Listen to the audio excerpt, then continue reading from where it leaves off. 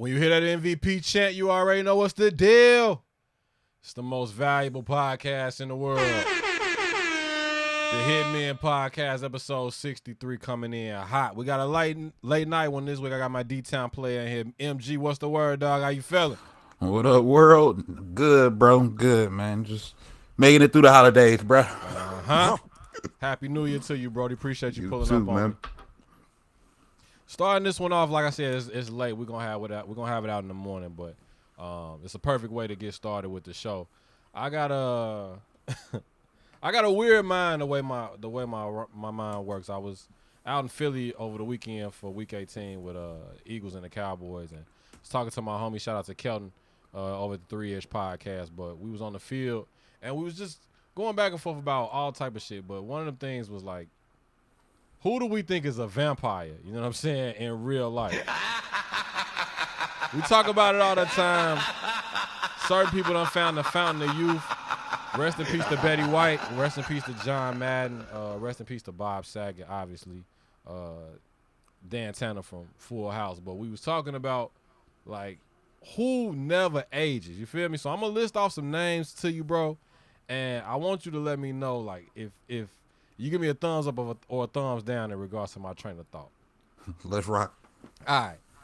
So the first one I got for you is Morgan Freeman. He been old since he was a baby. He probably came out the womb old, right? I was not expecting that to be the first one. So that's cool. That's a thumbs up. That's a thumbs up, bro. All right, cool. Bet. Moving on. Hugh Jackman. Ooh. Thumbs up. He been Wolverine age since about 2000, 2001. Pharrell. He might be the all-time vampire. Count Dracula, you feel me? I'm gonna give you a female, Jennifer Aniston. How you feel about it? Slightly, but yeah, I can rock with that one. A little different from Friends, but ever since, like, I don't know, like right after Friends, she kind of been the same age for about 30 years. Fab. He been the same babyface assassin since he came in the game. You feel me? I must be clicking on all cylinders. I'm getting the reaction I want, bro. Let me keep going. Your D-Town player, Jalen Rose. Oh yeah, you already know. Especially I'm gonna go thumbs up. You already know. Oh, bro, he gained more hair. He got the baby fro. Unbelievable. Couple more. Andy Reid. Facts. Thumbs up. Facts. Paul Rudd, Ant-Man. Ooh. I'm gonna go thumbs up on that one. All right, surprise. This the last one, and this was the one I bet the house on. Usher. Ooh. We got some vampires walking around amongst us, right? For real, bro. Night walkers. I don't know. I just was thinking about it all weekend, and we was just batting names around back and forth, and those are the ones I kind of came up with. They don't ever seem to age. They know something that we don't, right, Big Dog? Well, since you mentioned Usher, I'm going to just throw two names out there to go along with him. Or did I mean to say Jason Derulo? I don't know if you caught that. I mean, look, if I'm no two cats, man, definitely not Usher. But I'm gonna throw you two bones because of Usher, Ludacris and Jermaine Dupri. Yeah, I was getting ready to say that. I watched he had an interview with Bow Wow. I don't know if you checked it out. Bow Wow came in there wilding. Shout out to Rory and Mal, new Rory and Mal. But yeah, those are two good ones too, Luda and Jermaine Dupri, straight up. They've been looking the same since Welcome to Atlanta came out. You feel me? Man. Before we get started off in the show, y'all know how we get down each and every week. Want to let y'all know that we everywhere that podcasts live. Apple Podcasts, Google Podcasts, Spotify, all of that. Check us out on the YouTube. This video's in your phone right now. You feel what I'm saying? All you got to do is go in there and type the Hitmen Podcast. Also want to let y'all know that we sponsored by Sprite. Winter Sprite's Cranberry. I had Carolina Calvin on here last week. MG, he said it's banging. I don't know if you a pop dude or soda dude, but before the promotion is over, make sure you get you a bottle of it, man. It's banging for real. You feel me? Oh, yeah. We gonna mess with it. Yes, sir. Don't forget, y'all can check out MG each and every week on the Defining Victories podcast, only on BlitzSportsNetwork.com. Stupid. With that being said, y'all know how we get down each and every week. It's the Woo Wop the Bam. Where you want to take it first, dog? NFL or you want to go NBA? Ooh. You know what? Let's knock out NBA because it's fresh in my mind right now. All right, we doing NBA. Y'all know where we starting. Back to Splash Class. Hit it. He's back! Uh-huh. And now, in his 11th NBA season, Yeah. at Washington State University, number 11, Klay Thompson! Welcome back to Splash Class, baby.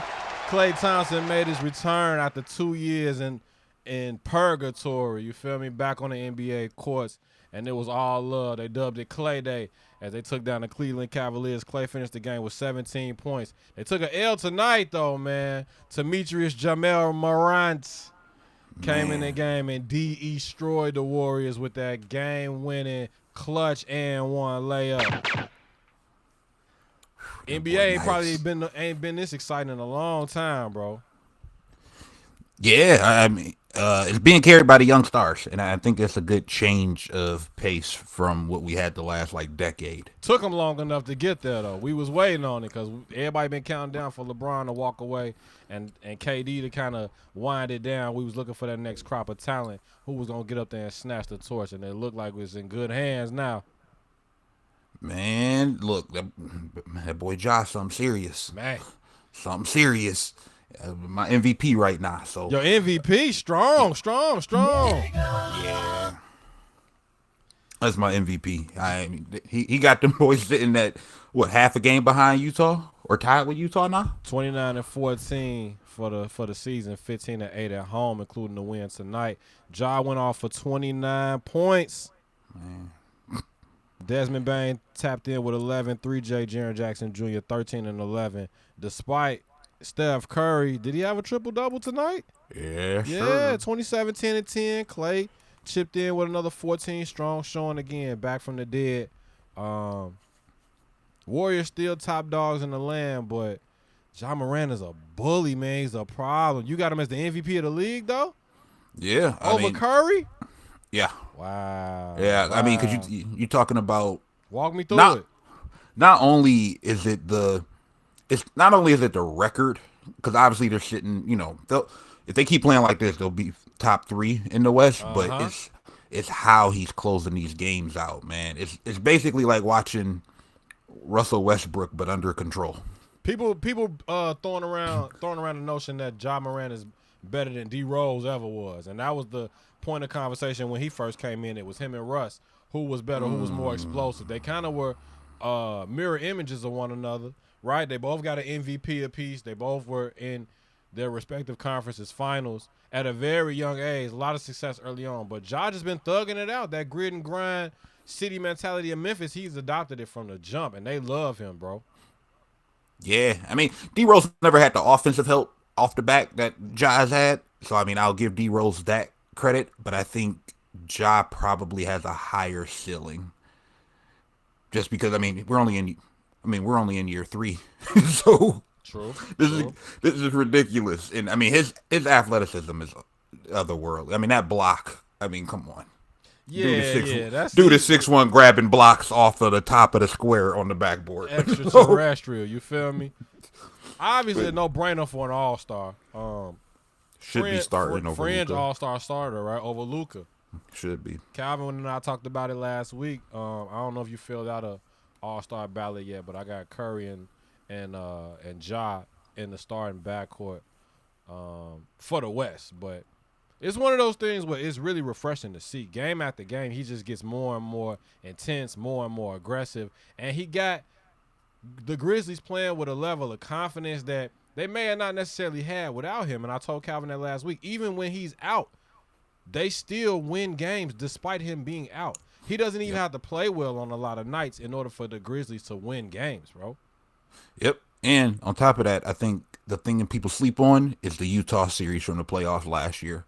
They were up in a lot of those games heading into crunch time, and they couldn't close. They couldn't close them because young team, inexperienced, haven't been there before. And players still had to get better, but I think that actually did them some good because you see the difference in how Josh closing games now. What's You the ceiling? see, What's the man. ceiling? What's the ceiling for Memphis? You said they're gonna get top 3 in the West. The way they're trending right now, how do you think they fare this season, and even into let's say 2-3 years from now? What do you see Memphis' ceiling? Ooh. Possible conference finals. Possible conference finals, potential MVP and Ja. Let me throw it to you because I threw it to Calvin last week. I think they need one more move, not anything like earth shattering, but just something to solidify that starting defense. I would love to see like a move where a Thaddeus Young, or even if they could swing Sabonis into that lineup playing with 3J and playing with Ja, just because he's kind of been in purgatory over there in Indiana, or even with Miles Turner. Flip one of them, either one of them. You know what I'm saying? I think one piece away. Just and when you think about it, I mean, if they're top 3 or 4 seed, they're gonna have to go through both Golden State and Phoenix, yeah. and that's a tough ask to do for a young team that's already probably one piece away. But I do think they can be competitive. I mean, they beat Golden State twice already. They beat the top 3 in the West on the road already. Yeah, Sersky. Only team to do that. And they own the Lakers. Man, and beat the Lakers 3 times? I mean, geez. So, they boys are rocking right now. But yeah, I agree. One more piece, probably a combo forward. Somebody who can play the 3 and the 4, and give you some decent production. I keep throwing his name out there, and people sleep on him, but Metu from the Kings. Yeah, he had a game winner this year against Dallas a couple weeks ago. Yeah. Versatile, can play the post a little bit, has a mid-range, can step outside, grab boards, and probably can get them for the cheap. Sacramento might be willing to part ways with him. They seem to be going in the opposite direction. I mean, that's the guy I think the Bulls need to go get, honestly. Metu? Yeah. We can talk about it. What's up, dog? I think that's the guy. I think that's kind of like a Bobby Portis kind of move for the Bulls. We got flexed in this week. We didn't have any nationally televised games at the crib, but we got 2 primetime this week. We got the Nets tomorrow. We got the Warriors on Friday, big dog. What's up, Going 3-0 versus the Nets? Could be, but they got Kyle with the third eye coming in town though, so I don't know. I don't know, man. I don't know. Cause that Nets team ain't looking so good defensively. So yeah, they trending down with Milwaukee's fading too, bro. What's going on? What's up? The champs is on the ropes. They can't keep the big 3 on the floor together. I think they only lost 3 games with all 3 of them together. They looking real funny in the light, bro. Cleveland on the way. Philly starting to streak a little bit. I don't know. Yeah, that East is getting a little murky after the top seed Bulls, honestly. You want to talk? You want to talk Julius Randle? His thumbs down campaign. Let's do it. Let's do it. You know Julius, my guy, man. Yeah, but they was calling Obi Toppin number. They was calling his name. New York Faithful wanted him out, bro. He got fined. I think he got fined a quarter for his press conference. How he was speaking on the fans and on the negative reception of how he isn't playing. Well, he's playing like he was when they played the Hawks in the first round last year, man. Yep, got paid. Most improved player, and he hasn't shown up. And I go back to this again. Too much perimeter ball from him. Way too much. He need to get back to playing bully ball. It's more efficient. He's just too gifted physically not to be playing bully ball and to be taking all these fadeaway threes. Like, I understand the 3 ball was falling last year, but again, we all know it's a less efficient shot. He hasn't refined it anyway. That's like the ugliest left-handed shot I've seen in a long time, bro. Yeah. He just need to go back to bully ball, honestly. If I was the Knicks, I would honestly experiment with just having him play the permanent 5. Go smaller. Get you a decent stretch 4 who can kind of play side by side with him. And you let Julius play that center role. Let him do everything because he can pass. You know, he can do a little bit of everything, but you let him handle the paint. and you give him stretch for the playoff of. And that's going to give him an opportunity to get to the free throw line a lot more, banging around in the post. Yes. I think he's not taking advantage of. He had the successful season last year, and he had the season in New Orleans where he shot the ball well, and he's fallen too much in love with the jumper, and he got to just get back to playing bully ball, man. That's what I always loved about Julius's game. The East is getting healthy, man. Jason Tatum came back. The Wizards are starting to fortify that lineup. Word around the campfire is Ben Simmons is getting looks from Atlanta, and Tobias Harris' name came up today in regards to trade packages for Ben Simmons as well. People trying to make moves and get this arms race going and try to keep up with the top two dogs in the East. Right now, Chicago in the field until Brooklyn can kind of change them spare tires and get that rubber back on the road. I don't really know what to make of Miami. They still sitting pat in the 3 seed, but they've been inconsistent as well, and they keep crying about that Markieff Morris situation with Jokic every time it's brought up or every time they get approached with it instead of just kind of keeping their head down and hooping. It's one of them things where, like, they playing with attitude or they playing with a chip on their shoulder, but they're not scaring anybody. They're not blowing anybody away with their play. No, because, I mean, Tyler Hero's been their best player this year. And that's not saying much when you sign Kyle Lowry to a contract like you did, you know? Exactly, and not only that, Tyler Hero's not even starting a lot of games. He's really their sixth man. He starts when he has to fill in for COVID or injury purposes, but he's not even your starter. Your bench player should not be your best player. Nah, negative. So, and then you had the Bam injury, and Jimmy's been in and out of the lineup as usual.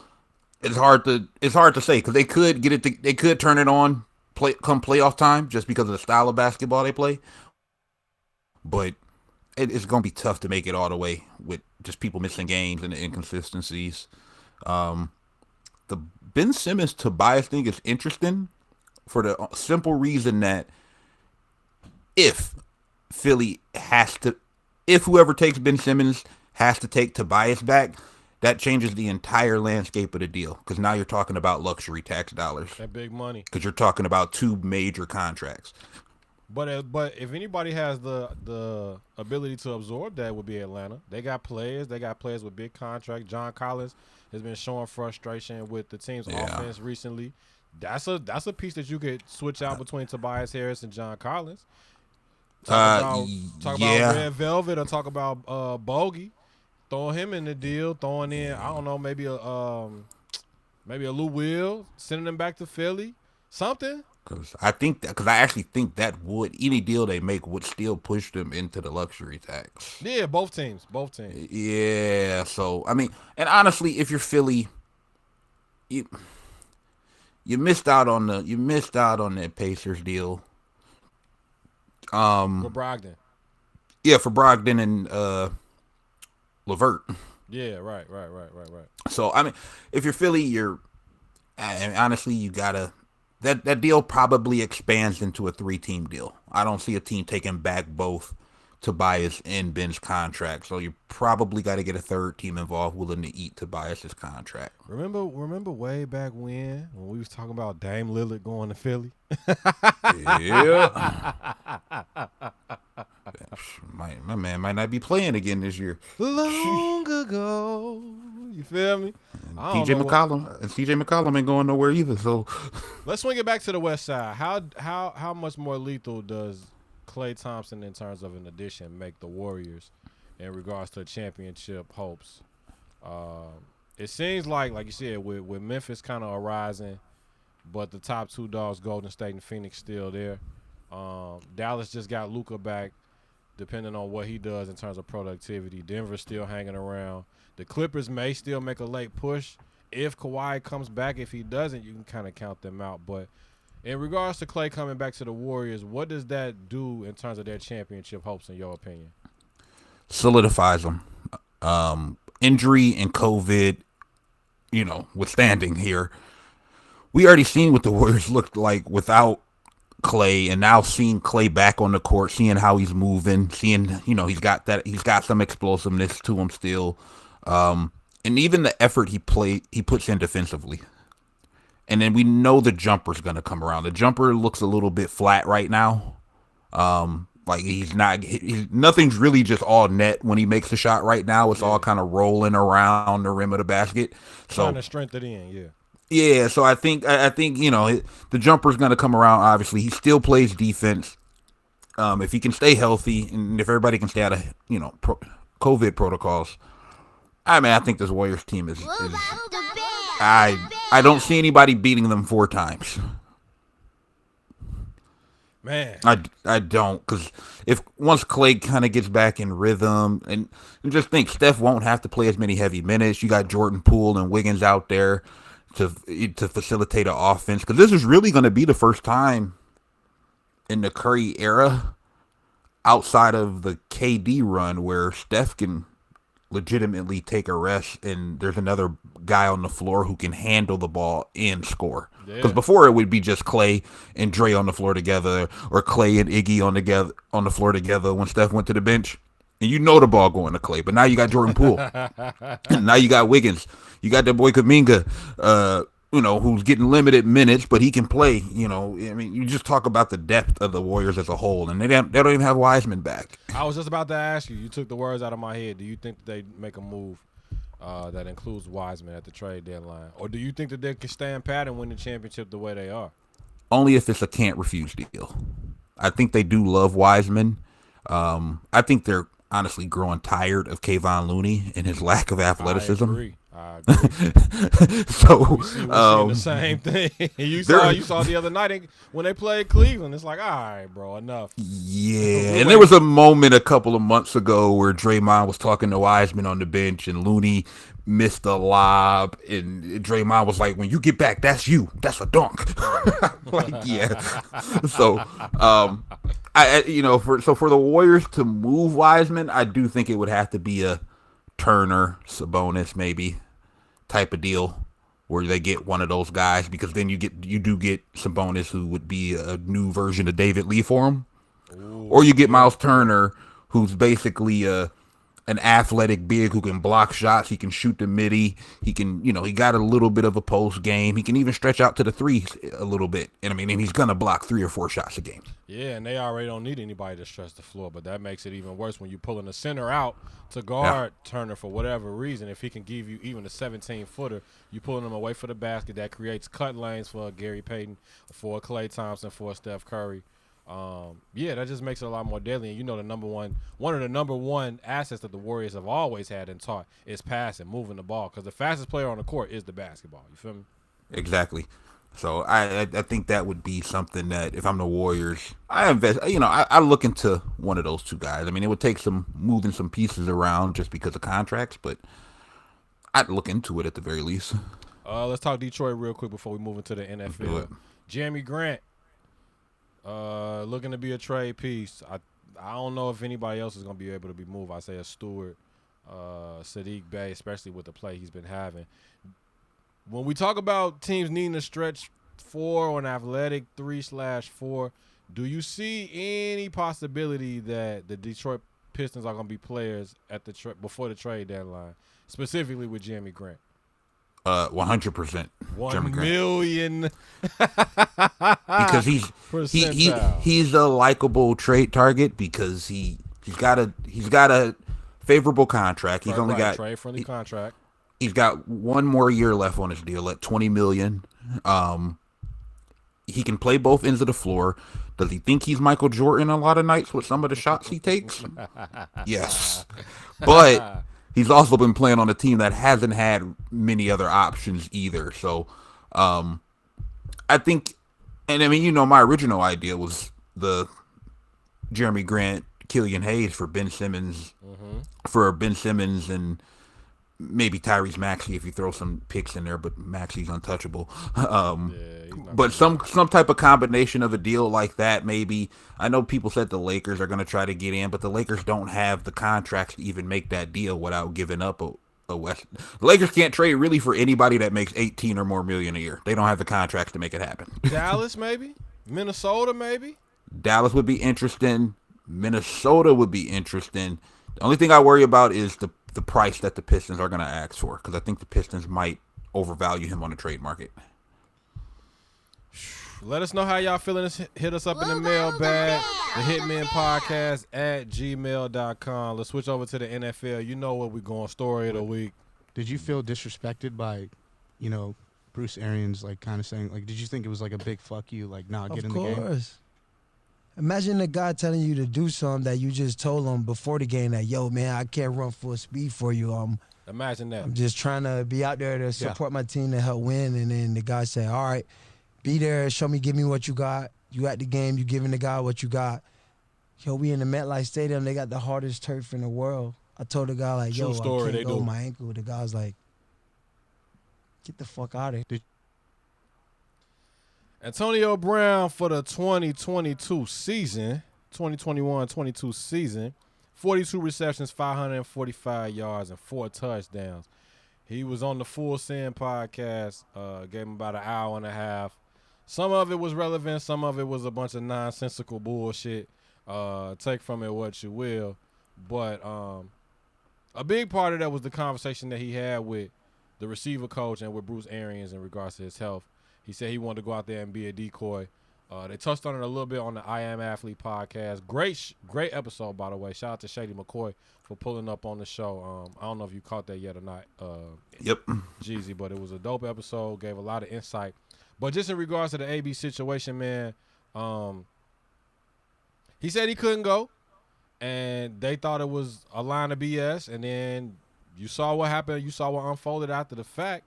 I ain't really get a chance to get your take on it in the Blitz in the Wolfpack chat, but for the record, let me know how you was feeling about the situation, because I'm not even sure if you was an AB fan or not. I mean, I liked AB in Pittsburgh, but I think he is like, if I had to put like a comparison, a percentage on it, it's like he's 10% accurate in telling the truth, and then like the other 90% he's delusional. It's like it's like he says all of this stuff, and then like there's, depending on how your bias is towards him, you can pick out the stuff that he says that you know is true, the stuff that he says that you're like, I can see that happening. Word. And then the other stuff is like, what is he talking about? Mm-hmm. Exactly, dog. He went out of his way to say, like, spoke on Tom Brady and said that, there was a issue in regards to him saying he's my friend because I'm a great football player. Unbeknownst to a lot of us, Week 18 was pretty much like pay week for everybody. That was kind of like the reason that they added the extra game in, because everybody was kind of out there to reach those incentives. Rob Gronkowski ended up getting his catches. The player's name that replaced Brown in that game, it escapes me right now, but he essentially got targeted 8 more times. Those 8 catches were supposed to be Antonio Brown's. We already know the story behind his incentivized contract. He needed X amount of things, X amount of stats in order to get that $1 million bonus. He left the game, and then those catches and those yards went elsewhere. Same thing happened in in Philly. I was there for the Philly and Dallas game. Dak was in the fourth quarter hanging 50 on the Eagles. You know what I'm saying? Instead of resting for the playoffs, he was making sure that he got those passes, got those yards, got those touchdowns in. Obviously, that was to send a message to Philly, but you could tell there was a lot of what was going on in terms of being incentivized contracts. Hunter Renfrow the other night got 100 catches against the Chargers in order to put the Raiders into the playoffs. That, I'm sure, has some incentives behind it as well. So Week 18 was about money, lo and behold, to us. But Tom Brady, even in the final game against who they play, Carolina? Yep. He chose not to come out because he wanted to make sure he got his guy paid. You know what I'm saying? And that's an understated attribute for Tom Brady in terms of being a team guy, in terms of wanting his guys to succeed and get paid, solidifying. He had his incentives too. Word, straight up and down, especially when he's been in the MVP race for most of the season, but the game that's going to stick out is that New Orleans game when they only, when they lost, when they only scored 9 points. So he's essentially out of the conversation. I think it's going to go to Aaron Rodgers, Jonathan Taylor. When they lost to the Jaguars the other day, that all but sealed it for him as well. I want to talk the playoff picture with you, bro, but let's get off into Black Monday first. Obviously, It's not the best slang term when it comes to the NFL. Folks are losing jobs. Folks are, having to relocate and change situations for their families. But I'm okay with it because Matt Nagy got up out of that, big dog. Took Ryan Pace's lame ass with him. Peace out, Boy Scout. They were the first ones on the chopping block, followed by Mike Zimmer of the Minnesota Vikings, along with their GM. Nick Fangio in Denver calls it one for the Broncos. The surprise of the week, Brian Flores in Miami got the axe along with Joe Judge up in New York. After they said they were going to retain him a day later, they reneged and sent him packing as well.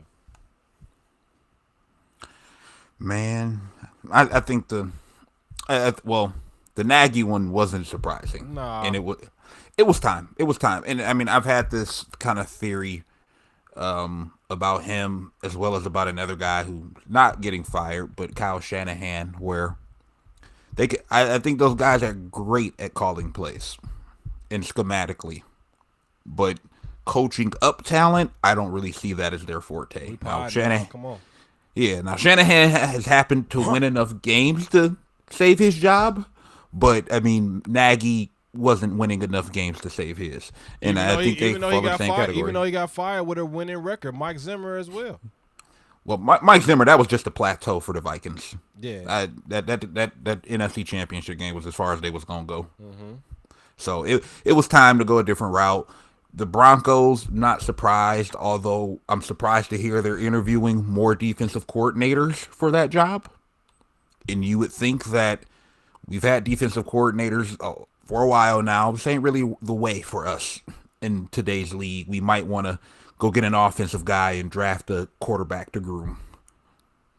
What team did you say? Say that, the Broncos? The Broncos, yeah. Yeah, no, you got to go offense, especially when you're in that division with Vegas and Kansas City and the Chargers, who we just saw the other night putting up a hell of a fight against Vegas. You got to go offense in order to hang around. Yeah, and you got to draft a quarterback, so you need somebody to groom the quarterback. That's been their Achilles heel. That's been the worst part of this situation. The fact that they've been playing quarterback carousel. Teddy Bridgewater, Drew Lock. You never know who you're going to get. They got to get a guy and stick with that guy, and it starts at the top. John Elway is running that organization. He needs to get it in. He needs to get it in gear. But shout out to Justin. We're going to have him on the show in a couple of episodes. This talent pool of quarterbacks coming out in this year's draft and even in next year's draft is lukewarm. There's not a generational talent coming out. So you either got to make a trade for a guy that's unhappy or willing to make a change, or you got to figure something out, man. My mind is going towards Russell Wilson in terms of making a change because I feel like he's played his last game in Denver. Yeah.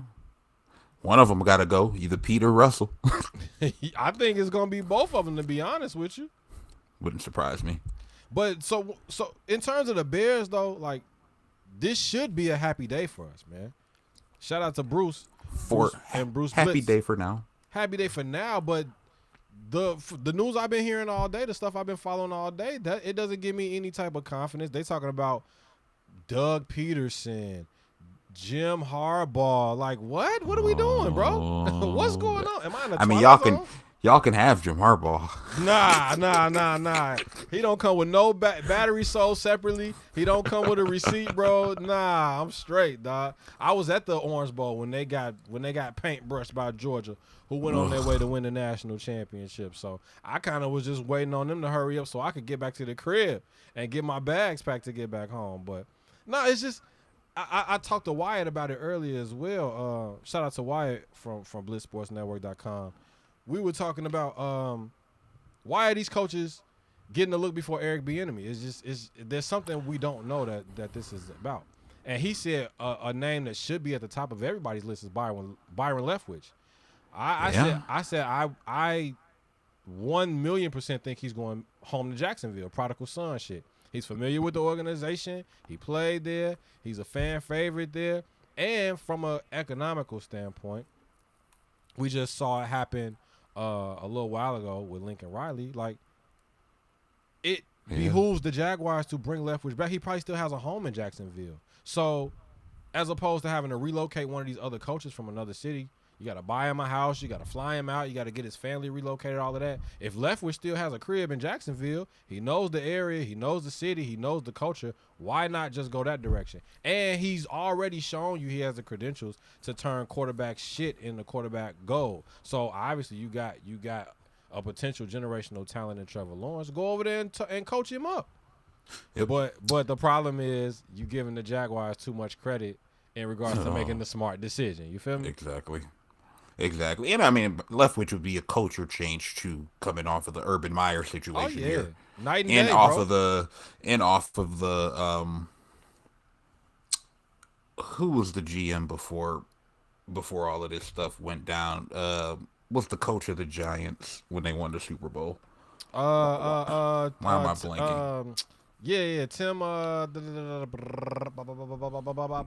Chased all of the talent out of the town. Bobby up. Old dude. He used to coach the Jaguars. Yeah, and he was the coach of the Giants when they won. Tom Coughlin. Tom Coughlin. And that culture there, I mean, they lost Jalen Ramsey, Miles Jack. I mean, you want to go down Allen Robinson. You go down the list of players that they lost under him. Word. So they're coming off of two bad coaches. You got to hire a guy who's a known good guy, somebody who, because with Jacksonville and with teams like Jacksonville, you got to start at the culture.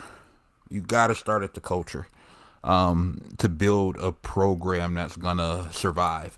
So I like the Leftwich pick for them. Makes all the sense in the world. The Bears is gonna be iffy with the names that we're seeing. I like Johnson, bro. I like Bieniemy, but Bieniemy he had some legal stuff in the past, I believe, but he's also fallen victim to the recent Andy Reid coaching tree not having much success. Yeah, it's getting stale. Outside of Peterson, with the Super Bowl, Andy Reid's guys have not had a lot of success recently, and it's kind of like the Belichick thing at this point. Yeah, it's just fruit off that tree is getting stale. Yeah, so I mean, you realize how much Andy Reid does, but I think the tough day for the Bears is going to be trading Khalil Mack. Why you say that? You don't have many draft picks because you traded them away. Mm-hmm. You got not a great cap situation and a lack of talent in a lot of areas on the field. You got some receiver talent though, but Khalil Mack is the most tradable asset you got. He's got a crazy high contract. You guys need to shed some salary and pick up assets. We got Hicks. We got Robert Quinn. We got Eddie Jackson. We got Mack, obviously. Well, we know Eddie Jackson got to go. Definitely got to go. But we need to shore up that offensive line to protect David Montgomery, not even to protect Justin Fields, because David Montgomery went balls to the wall, ended up getting hurt before come back and finishing the season.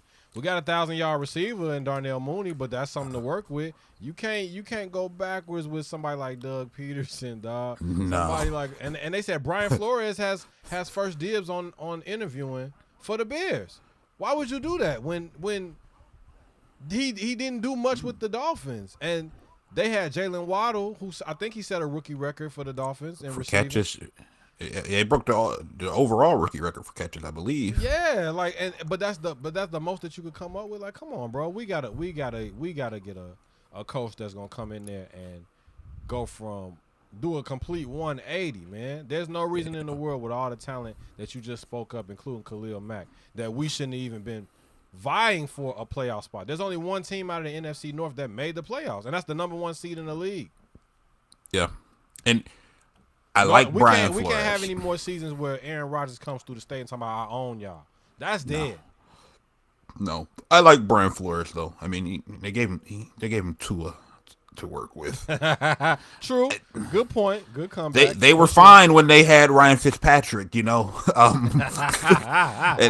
they had Tua, So I if you remember where Miami was before he got there in these short couple years, yeah. And I mean, that's not a great roster to work with. I mean, they got rid of a lot of the defensive talent, and then offensively, they haven't drafted much of anything offensively outside of Waddle. Outside of Waddle, right? I mean, they couldn't get a running back. Like it's a lot of stuff. And I mean, Brian Flores walking into a situation in Chicago, I wouldn't hate because you got defensive talent, and we know he can coach that. Word. You give him a running game with Montgomery and Herbert, you know, and then you give him a couple of decent receivers with Mooney. If you guys keep Grant, I don't know. Allen Robinson's probably gone. I mean, he didn't look the same, but you guys.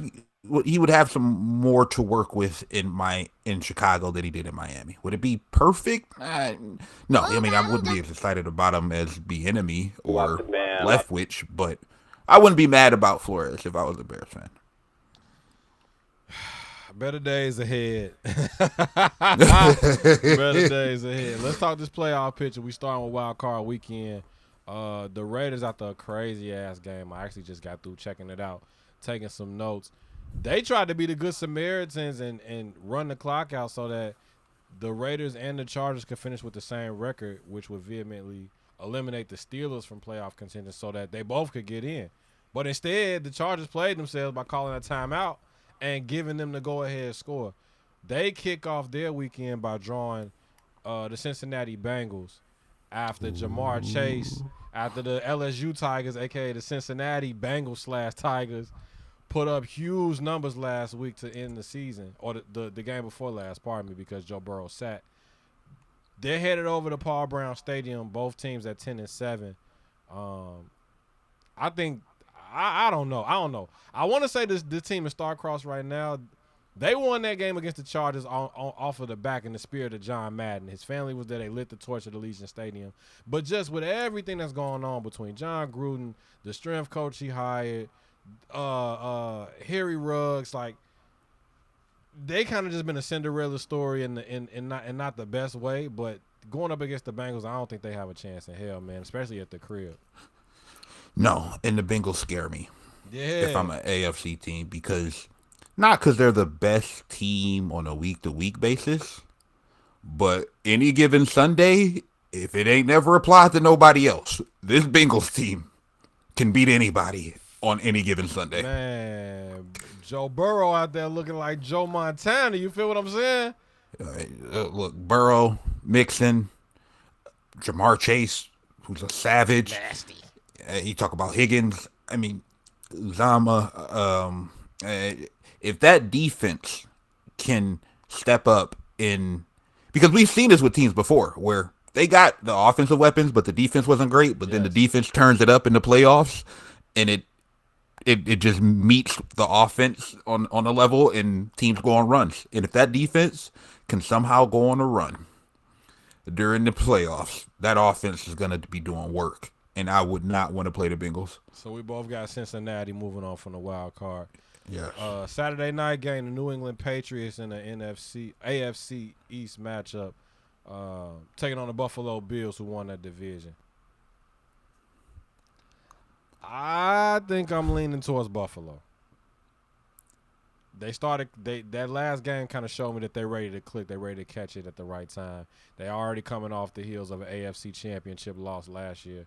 I think they tasted blood and they won back in, especially after being kings of the AFC East. So I think the Bills are going to take it.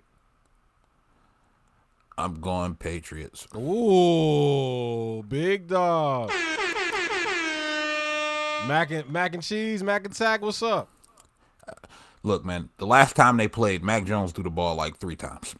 True. Yeah, we can't forget about that. I can't trust Buffalo against New England until I see otherwise.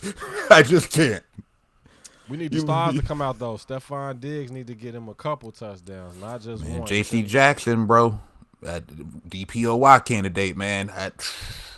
He was doing work on Stephon Diggs. Man, it took him to open the gates of hell to finally get a catch in the end zone last week, bro. So that Bills offense is just too pass dependent. They don't run the ball.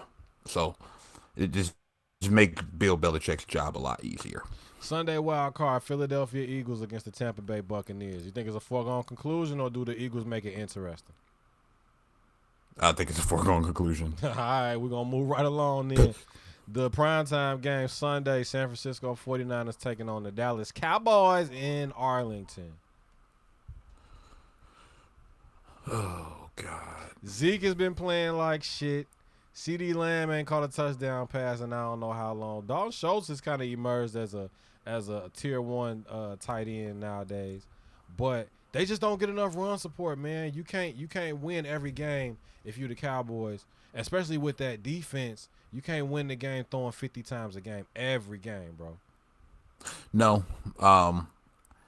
And the Cowboys are one of the teams that I would not want to play for the simple fact they do have a great pass rush, great weapon. They got good weapons on the outside. They can run the ball usually, and you got a good quarterback in Dak. I know he hasn't been the same since the calf injury, but when you're talking about having a good quarterback, a run game, some good weapons, and a pretty damn good pass rush, it's hard to bet against a team like that come playoff time because you're talking about a winning type of formula. Now, will they execute it? I don't know. But I'm going to trust them over Jimmy Garoppolo. Stephen A. said he got a lot to say when he come back to First Take about the Cowboys. I was in Philly and I caught that game. Mind you, they didn't have Jalen Hurts starting. They had Gardner Minshew instead. But Dak had Nick Sirianni over there sucking his thumb. He was pissed off the whole game, cussing and screaming at the referees. I was on the sideline. Referee told him to chill out. He said, "Fuck you, do your job." Man. They got a bunch of penalties, but my thing is they brought the rain against the Eagles because they were trying to make a point. They were trying to make their money, and they were trying to get that rhythm going into the playoffs, bro. But in order for me to I've been kind of secretly watching the Cowboys all season. Zeke has not looked good at all, bro. No, he looks. I mean, I've been saying it for a couple of years, but he looks a little shot. Yeah, I said that earlier this year. Like, it's hard to say whether or not Dak is elite, and Zeke looked like, man. he looked like the Monstars came in and started playing football instead of basketball. They zapped him of his superpower. You know, lost that ability to break tackles, and he can still block and he can still catch, but he can't break tackles. Yeah. So, but the thing with the Cowboys is, if they get hot offensively, they're going to be tough to beat because that pass rush is and they're going to force turnovers. So you taking Dallas, or you going with San Francisco to upset?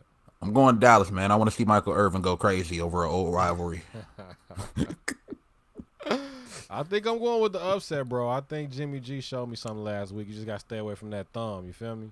Man, look, I don't know. I don't trust Jimmy G.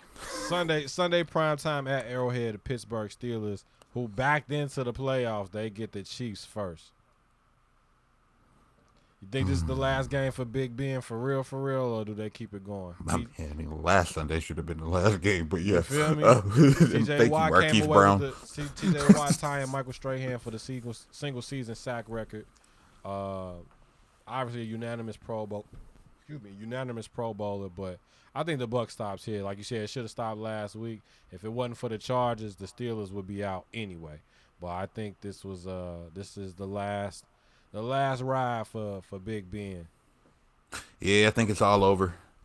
The Chiefs are just a better team, and I mean, it just is what it is. I mean, they got a better quarterback right now, the better offense right now, and I mean, defensively, I mean, Chris Jones has been balling. The Chiefs' defense hasn't been that great, but it's not like the Steelers are going to give them much to compete against offensively. So, I do think T.J. Watt and that defense and Cam Hayward up front have big games, but there's only so much the defense can do.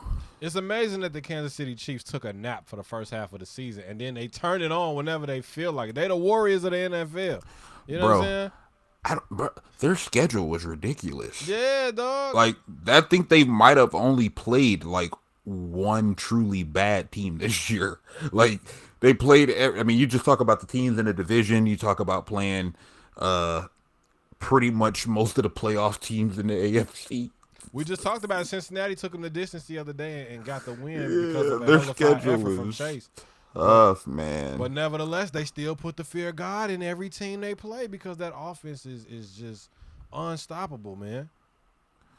Yeah, I mean, if they can get it going, man, they still gotta catch some type of momentum though. I mean, the Bengals doing what they did. I mean, whew, I think if again, they and see them again, it's a different story though. That's just it me. could be 100% could be, but that's what I was saying. Bengals any given Sunday.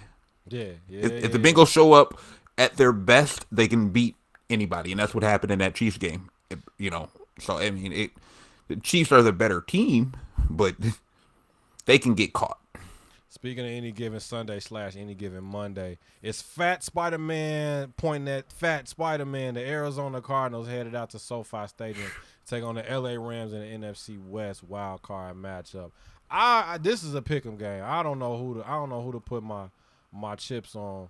Man, 1 minute at the beginning of the season, we thought Matthew Stafford was going to be a shoo-in for MVP. We thought he was going to repeat what Tom Brady did, playing for the Super Bowl at the crib. Then Kyler Murray was a badass kid running around. You feel me? Unstoppable. We thought he was going to be the MVP. By the end of the season, I don't want parts of either one of these teams, bro. Look, man, my loyalties lie with Matt Stafford. I feel you. So you know who I'm picking. God QB. You know who I'm picking. But no, how do you not get frustrated with them interceptions though? Like a lot of them joints just be like, man, what the fuck is you doing? I do get frustrated when he has bonehead. He has just moron moments. Man, bro, you took the words out of my head. And I'm not even a Rams fan. Like I bang with Stafford. I feel like he should have had way more success in Detroit. But now, like you in LA with a much better team. That defense has all the big name talent that you could ever want. And they added Von Miller and Odell Beckham halfway through the season. Yeah, I think there's no excuse. He misses Robert Woods. And listen to that statement. Even with the wealth of talent that you have around you, you saying it's still not enough. I need Robert Woods. No, it's not enough. It's just what Robert Woods brought to the table was different than what Odell brings to the table. And we overstating Odell. How about the fact that Cooper Kupp had a Jerry Rice season this year and really should be in the MVP talks? Yeah. That dude was a monster. Triple Crown wide receiver hasn't been done since 94, 95. Yeah. It is ridiculous how good Cooper Kupp was this year. But yeah, I mean, Rams no run game. They don't run the ball, and it's been horrible. The offensive line has been solid, though. I will say that. What Odell brings to the table versus what Robert Woods brings to the table, you can see the difference. You can see the difference. Robert Woods is the dirty work guy. He'll go across the middle. He'll block.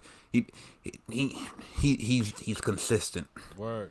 Odell, you don't know what you're gonna get on a week-to-week basis, mentally or physically. So, is Odell the more talented, like natural receiver? Yes, but for what Robert Woods brought to the team, I think he was more important. Real quick, give me your MVP for the league. I don't want to say it. Don't say it. It's that guy up north. R-E-A-L-S. Big Vax Poppy, you feel me? Yeah, man, the MVP, you know. Man, you heard? Last question before we get off into the quick hits. I only got one anyway. Do you feel like this season was too long? 18 games seems like a lot. It just seemed like this season dragged on and on and on and on and on. Yeah, and for me, I'm basketball first. So Word. Once basketball season hit, like my attention span for football dials back. Yeah. So that extra game definitely made the season feel longer. So many players missing time because of COVID. And it's just all the circumstances of this year, injuries. It just made the season feel like it was dragging. We made the adjustment when the game went from 14 to 16 and then from 16 to 17. You feel what I'm saying? I just feel like there's a such thing as too much of a good thing. And I'm getting back into, falling back in love with football. For a long time I stayed away from it just because of the fact that I hated the business of football and how they were doing players and positions dirty. It's much more interesting now, but this is just way too long, way too much. I'm ready to, you know what I'm saying? I'm ready to get back into full gear when it comes to the NBA, man. So I'm with you on that, dog. And honestly, I'm in favor of. I'm even in favor of dialing back to 14. I wouldn't be mad at it either, bro, to be honest with you. And then the other thing is with the extra week, that inflates records. So a lot of people beating their chest about, I'm the best receiver in the league, I'm the best running back in the league, I got the most yards, blah, blah, blah, blah, blah, blah, blah, blah. But you had how many extra games to do it? Yeah. You know what I'm saying? That's not really saying much in the context of it. Yeah. I want to go back to 14. Let's get off into the quick hits. I only got one. Georgia Kings of the college football world. They took home the national championship last night. Got their lick back against Alabama in Indianapolis. Is it safe to say that the SEC is truly the juggernauts of the football world, man? Or do you think there's a little bit of a bias, a bias that we're not thinking about? I definitely think there's a bias for the SEC, and I think it. Okay, put it after the SEC championship game. In essence, Michigan should have moved up to number 1. Without a doubt. Because they beat number 2 Ohio State at the time. And Alabama should have moved up to 2, Georgia to 3, Cincy at 4. So in essence, because they didn't want to do a rematch in the first round of the playoffs of Bama and Georgia, they put them on opposite sides of the bracket, basically. Mm-hmm. Not only that, but I also think that, when you look at Georgia, they didn't really play anybody this year, most of the year. I mean, yes, they won the national championship and they won the games that were in front of them, yes, but they didn't really play anybody this year. I think the SEC as a whole has gotten far weaker than what people are saying. You look at the Floridas of the world, you look at the Ole Misses of the world, LSU, Texas A&M, Mississippi State's, which is a very good point. Which is why they went and tried to get Texas and Oklahoma to pull up on them. Yeah, you can talk about Tennessee and Kentucky, Vanderbilt. Like, none of these teams are really relevant in the football world. I mean, every now and then Auburn will pop up and LSU will pop up, but it's really just Bama. Yeah. I mean, and even Georgia, who's on a recent run now. But I mean. The SEC isn't as strong overall as people make it out to be. There's very, very top heavy. Nick Saban 25-2 against his former assistants, including the loss from last night. So he didn't even he gave a damn. Like, bro, I got as many as I need. And I had that conversation a little while ago. I had Pollock on the show a couple weeks back. How many rings is enough? How many more championships would he need before he can run for governor of Alabama? Or just call it quits. Like, you already know you got a statue coming. I didn't know he needed more rings. I didn't even know it either. Yeah, he could have ran. He could have ran 5 years ago. Word around the campfire is last night was his last game, but they're keeping it quiet. We're gonna continue to keep it locked though. We're gonna continue to keep an eye on that. I got a little bit ahead of myself last week with the rundown. So nothing really on the horizon coming up this week. So just revert back to episode 62 for what's coming up. But I do want to put your mind on something that just came across to me earlier today, Jeezy. Let's go. The Answer Force, they got a tunnel colorway, January 21st.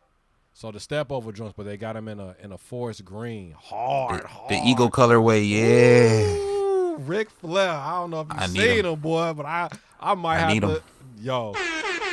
Yo, this ain't even an OG colorway, but I might have to go ahead and bust down a couple. You gotta grab the custom Iverson jersey, bruh. The Eagles Iverson jersey from the 01. I just peeped. I didn't even realize that's what that was. Yeah, the jersey that he wore to the game in the 01 finals. It's the nod to it. But Iverson had an actual Iverson Eagles jersey, not even somebody else. It was an Iverson Eagles jersey. So you want to get the. I've been looking for the jersey somewhere. Don't nobody make it. You're going to have to do the little customize, hit the custom shop, throw the 3 on the back, get the Iverson on it. But them shits is bananas, and they only 100. They only 100, dog. They only doing it for 100? 100, bro. Bro, and Reebok been going crazy, and they got 3 shoes dropping that day because they got the multicolor pack dropping with the question lows, the black question lows multicolor, and they got some kamikaze 2s dropping in the multicolor. Man, Reebok back, you heard? Man, look, I've been on the Reebok kick. Let me give you this game show before we get up out of here. So we sticking with college football. Fun fact, there have only been 15 BCS National Championship games. We halfway to that now with the college football playoff. MG, you got 30 seconds. The last BCS National Championship game was played in 2013. You got 30 seconds to give me the winner and the MVP of that game. No pressure. 30 seconds, and your time starts now. I'm going to go with Bama, Ohio State. Take your time. That's your final answer. You got about 10 seconds.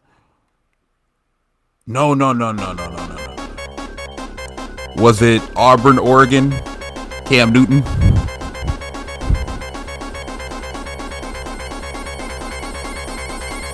You was close. You was close, but no cigar. It's probably on your mind because what's today? The 11th, the 10th. It was the, I want to say, 12-year anniversary of that game, 2010. Okay. 2010. I was off a couple years. Auburn Okay. went 14-0. The last BCS National Championship game, Florida State beat Auburn at the Rose Bowl, and it was Jameis Winston's birthday when he was the MVP. That's the game-winning touchdown. Game-winning touchdown, Kelvin Benjamin. They came back the next year and lost in the semifinal round against, I think it was, against Oregon, right? Against Marcus Mariota because he won the Heisman after Jameis won it. Yep. And then Oregon went in and lost to Ohio State because Ohio State beat Bama in the Sugar, and then they won the first college football playoff. Urban Meyer and Ohio State Buckeyes. So tripped you up a little bit. I thought you was gonna catch that one, but man, I squeaked by with a you victory. got it in there. Shout outs for the week before we get you out of here, bro. I want to give a shout out to Reggie Jackson, who posterized Jokic like 20 minutes ago. But nah, man, one of the old bad boys, one of the bad boy 2.0. Look, man. But nah, just a shout out to the regulars, man. Everybody on the over on the Blitz team. Obviously, you this podcast, To this podcast.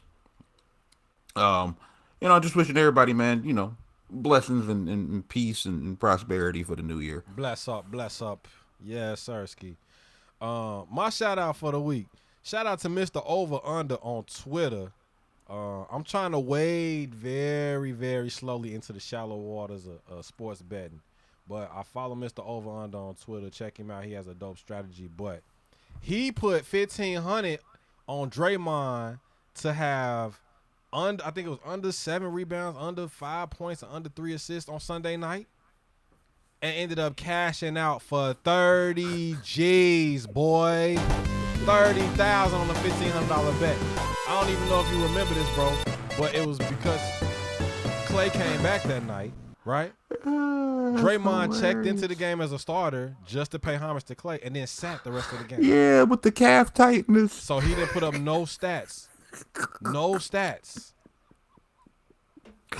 That is hilarious. Man, Jack Moore, he said DraftKings tried to juke him. They was like, "Oh, you cheating? That don't count. Nah, it counts, Playboy. Nah, he checked at the game. He was on the list of starters. He picked up a foul. Straight up and down. That was a Jack move if I ever seen one. So shout out to Mr. Ovand on Twitter. Like you said, shout out to the usual suspects, the black podcast that do it for me. BU, Ashley and Vale out in Japan. Shout out to 3-ish, my boy Kelvin Robinson out there on it.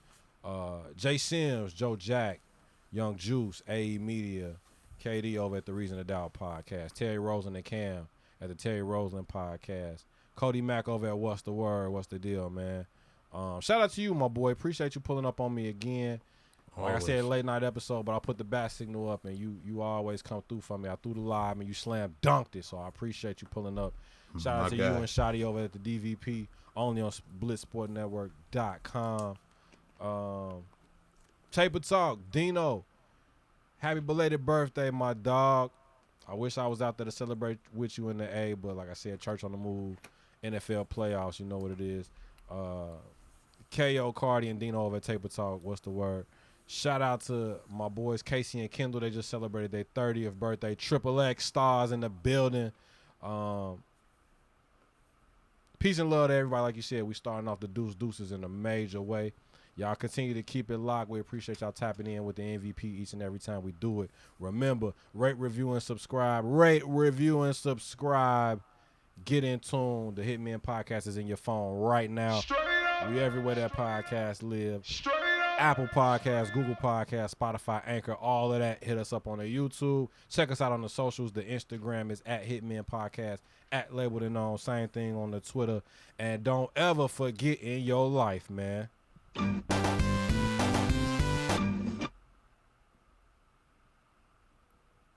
What happened here was a miracle, and I want you to acknowledge it. All right, it was a miracle. Can we go now? 63 of them, we gone. Holla.